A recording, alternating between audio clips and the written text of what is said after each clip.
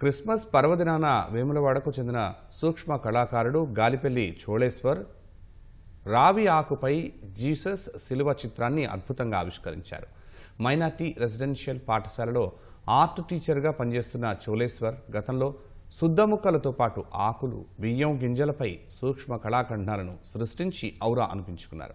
Telugu book of record, India book, wonder book of రికార్డ్స్లోనూ చోటు సంపాదించుకున్నారు.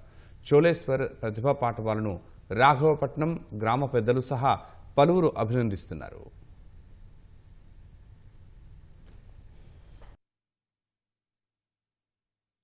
పురస్కరించుకొని రావి ఆకు మీద జీసస్ చిత్రపటాన్ని చెక్కడం జరిగింది. క్రిస్మస్ పండుగ జరుపుకుంటున్నటువంటి క్రిస్టియన్ సోదరులందరికీ క్రిస్మస్ శుభాకాంక్షలు తెలియజేస్తున్నాను.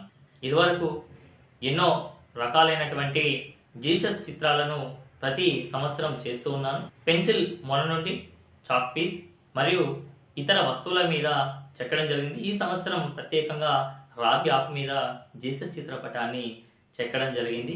1000కి పైగా చాక్ పీస్ సూక్ష్మ కళలని మరియు 200లకు పైగా లీఫ్ ఆర్ట్లని, పదుల సంఖ్యలో సైనిక శిల్పాలని నేను చెక్కడం జరిగింది.